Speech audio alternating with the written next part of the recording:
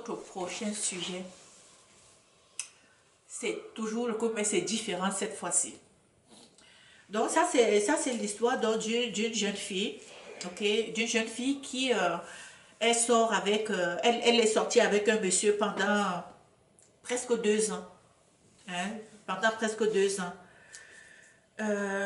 Et le monsieur, qu'est-ce qu'il lui disait tout le temps? Chaque fois, il refusait les rapports, hein, il refusait les rapports sexuels.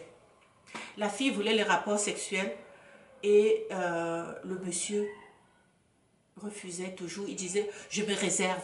J'aime me réserver. Vous savez, j'aime me réserver. La fille fait n'importe quoi. Le gars dit, j'aime me réserver. Réservons-nous pour le mariage, ça va être plus beau, hein, après le mariage. Ben, la fille dit, ok. Elle se dit, mais il sort d'où là? Il sort de quelle planète là? Je n'ai pas dit que je suis vierge. Et il dit de se réserver pour après le mariage. Ok. Bon, là maintenant, ils se marient. Ok. Ça fait depuis 6 mois là qu'ils sont mariés. Et la fille, elle vit un calvaire. Elle vit un calvaire. Elle vit un calvaire. Avant que je vous parle du calvaire qu'elle est en train de vivre.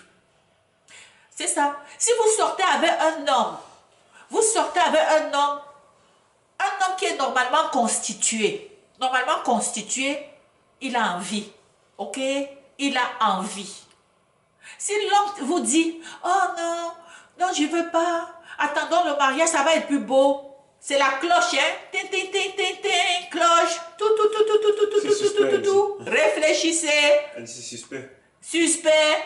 Hein? S'il vous dit là, on va attendre le mariage. Ok, dis ok, on va voir le mariage, mais je vais te voir nu. Demande à le voir nu. Allons prendre une douche. Allons prendre une douche ensemble. C'est comme ça que tu vas détecter. Comme ça te permet de voir un peu sa morphologie. Ok? Dis bien, je comprends que tu es pieux, je comprends que tu veux qu'on le fasse tout, mais j'aimerais aller prendre une douche. Allons quand même passer, allons nous laver ensemble. Comme ça, tu vas découvrir pour voir ce qui se passe, ce qui se cache. Ok? Et déjà que cet homme-là, qu'est-ce que la fille s'est rendue compte de quoi? Elle va se rendre compte de... C'est quand ça lui arrive, donc elle va commencer à faire des investigations. Alors, dans 2 ans, pas de rapport, ils sortent ensemble, il n'y a rien. Il n'y a rien, bizarre. Ok. Ils arrivent maintenant, mariage. Depuis 6 mois, la fille vit le calvaire. Vous savez c'est quoi le calvaire de la fille? Je ne sais pas comment je vais le dire. Je sais qu'on est en pleine journée.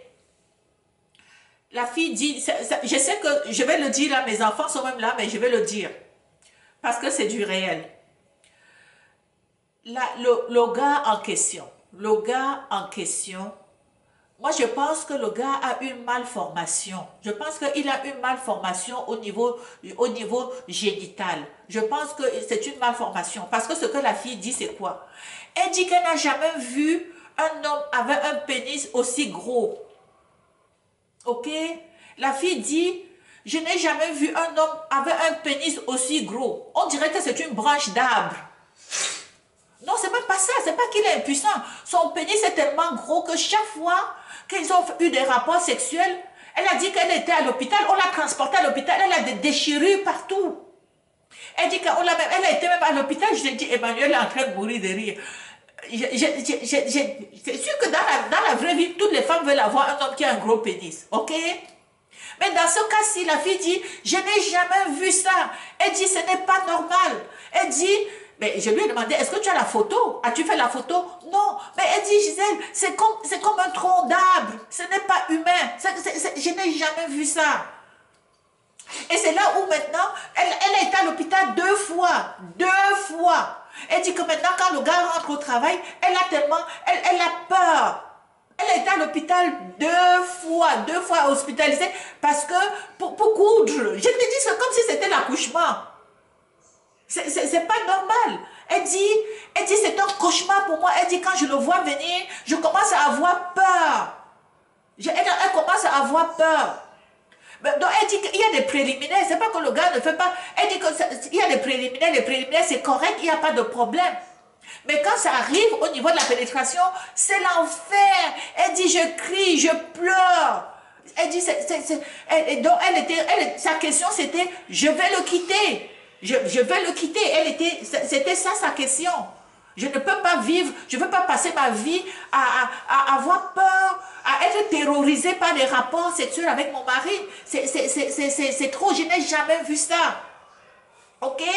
Donc, je sais que quand c'est petit, ben parce que souvent, quand le pénis est petit, on peut faire grossir. Mais je n'ai jamais vu, quand c'est gros, si on peut rendre ça petit. Bloré dit que, Inès dit que c'est un sorcier. C'est possible. Et c'est là maintenant, depuis que c'est arrivé à elle, elle est maintenant allée maintenant, elle s'est renseignée autour. L'homme est à son 3e mariage. Il a son 3e mariage. Ok? Il a son 3e mariage depuis, et c'est là où elle s'est renseignée. Et elle a essayé de rentrer en contact avec ses ex pour savoir pourquoi elles sont parties. Et les femmes ont dit la même chose. Elles sont parties. Elles sont parties. Elles sont parties. 3e femme que toutes fuient. Et il avait utilisé la même stratégie.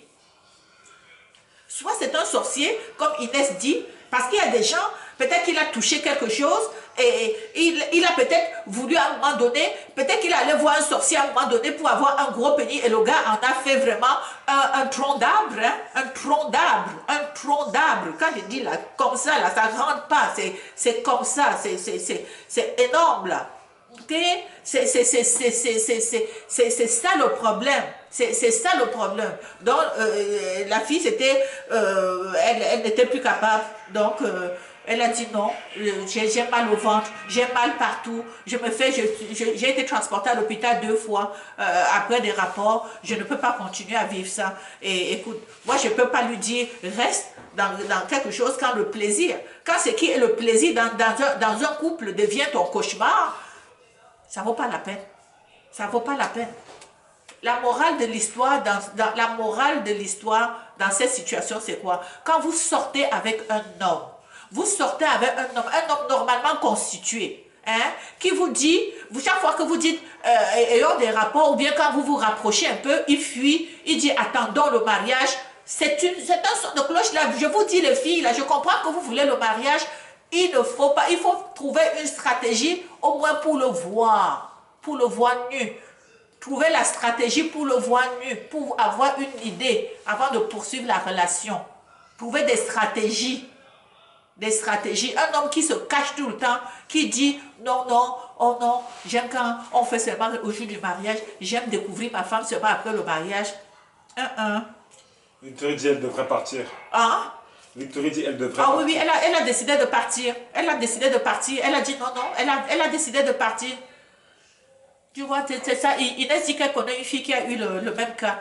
Donc, il ne faut pas accepter. Hein. Il ne faut pas accepter. Ne restez pas là. Cherchez pour votre caillou, comme on dit souvent quand c'est dans ces situations-là. Ok. Ok. Ok. Est-ce que ça va? Est-ce que vous allez bien? Est-ce que vous avez d'autres choses à ajouter par rapport à la situation? Avant qu'on passe à un autre sujet. Ok, William, on passe au prochain sujet, mon fils. C'est ça, on va passer au prochain.